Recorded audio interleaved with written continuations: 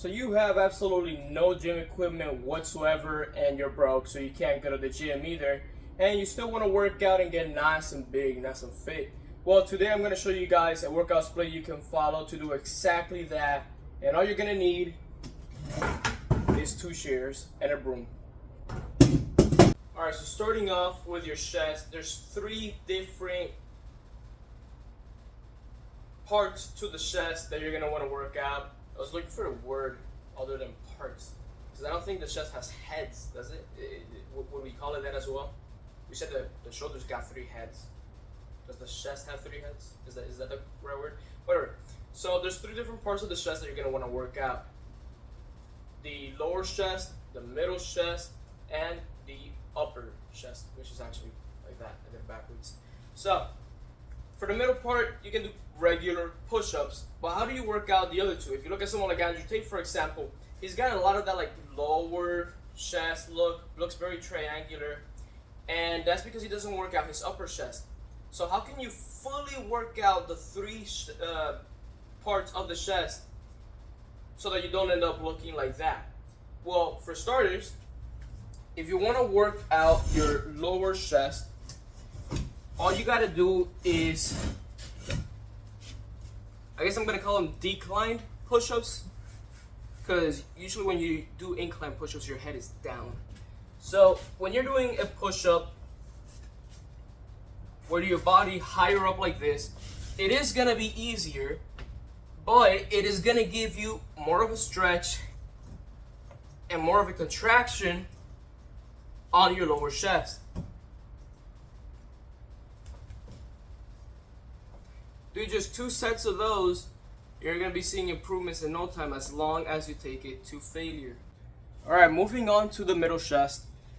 Although all you do need is regular push-ups, there are a few things that you can do to better the exercise to make it even more effective. For starters, you don't need dumbbells. If you just have something that you can put under your arms to make them be higher up from the ground, that's already going to better it.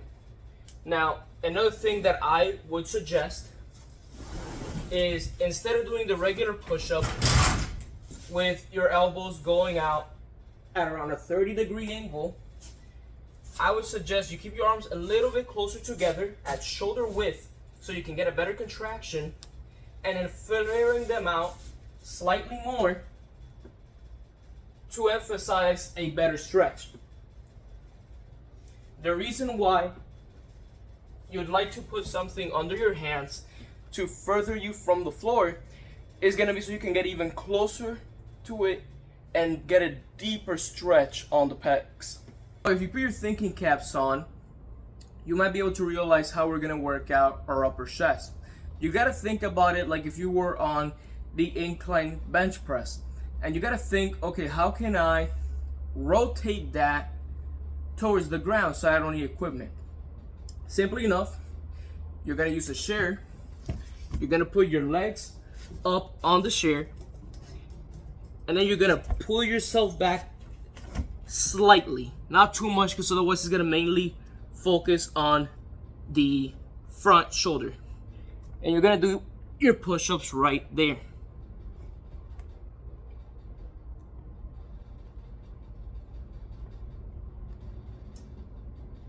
Try and get a nice squeeze when you come back up. Do around 3 sets of those. You can do the 3 sets of push-ups or so. Just take every set as close to failure as you can, and you'll see your chest growing in no time. So if you were listening on the earlier clip, you might have realized already how we're going to target the front head of our shoulders. All you gotta do is, in that same position, pull yourself further back to where your arms are basically on a 90-degree angle with your head, and you're gonna go down right there. If it's too hard, you can open your arms a little bit wider, and this will tire your shoulders out like crazy, trust me. Do just 2 sets of those and you should be good. Now, working out your side shoulders with absolutely no equipment is going to be a lot harder. I don't think I know how you can do that. However, all you have to do is grab anything that's got a little weight to it and do a basic side delt raise. I would suggest you get a gallon of milk, that's in the bottle, and you can adjust it by filling it with water to the certain weight that you need. Each gallon of water weighs 8 pounds. So a full gallon jug filled with water is going to be 8 pounds. Half of that is going to be 4, and you can adjust it like that to suit your needs. And then you would just do the basic side raise floor. You would bend over slightly, push out your lats a little bit, and just go straight to the sides. Don't do this. That's going to be for the traps. Stop parallel and just keep it nice and controlled down here. Do 3 sets of those to failure, and your shoulders will be as big as any other person's that's got weights. Now, if you get really strong and you need more than 10 pounds, you're just gonna have to find a bigger jug. But, you know, that's basically all you can really do for the side delts. Or just do more reps. Alright, if you watched my first video on this channel, you might remember I like working back with chest and shoulders. So now we're gonna get into the back section of this exercise. So this is what we need: 2 shears instead of 1, and a broom. We're gonna start out by working our upper back, traps, etc. And what you're gonna do is get 2 shears next to each other. You're gonna put the broom in between those shears, get it nice and locked in at the back, and you are just going to go slightly wider than shoulder length and pull yourself up.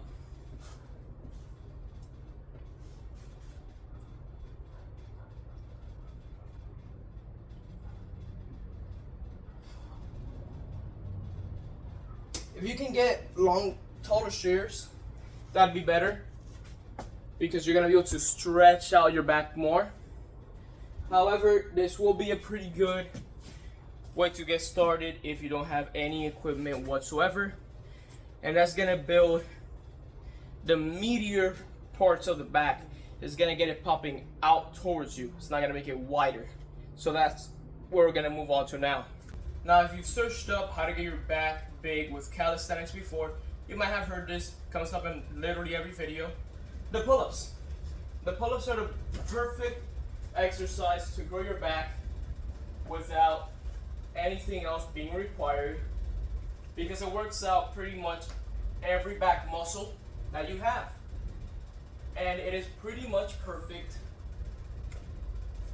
at creating a wider back, especially if you use wide grip, because it's going to target your rhomboids more, and if you get it all the way to your chest, your outer lats. Now, some of you might not be able to do a pull-up, or if you're like me back when I first started working out, you might not have a pull-up bar. So don't click off the video. I'm going to show you how you can do basically a pull-up without having the right equipment for it. So the main reason why you're going to be doing your pull-ups is to grow your lats and your rhomboids, since you're not going to be able to really do that too well on the inverted row that we were doing with the broom. Now, the inverted row is going to use your rhomboids a little bit when you're fully stretched and you pull it back. That's why you're going to need some tall shears. But it's not really going to work out the lat too much. So the best thing you're going to be able to do is get your gallon of water that you were using for your side delts. You're going to put one arm on the shear, and you're going to go as back as you can so you can get really parallel, really horizontal with the ground. You're just going to let your shoulder fall backwards, and you're going to pull at around a 30-degree angle towards your hip. This is going to give you a great lat stretch, and as long as you point your elbow correctly, a really good contraction when you pull up. I'll show you guys another angle of what that looks like. So by 30-degree angle, this is what I mean. Again, you scoot back a lot so your back can be pretty straight. Let your scapula basically fall forward, and then when you pull it back, you pull slightly out away from you.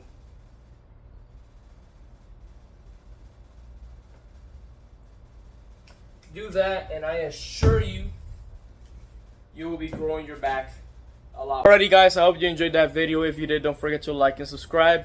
Next time I'm going to be showing you guys how to hit your arms calisthenics. Some of them will be fully calisthenics. Some of them you're going to need the gallon of milk for. Well, the jug of water. There we go.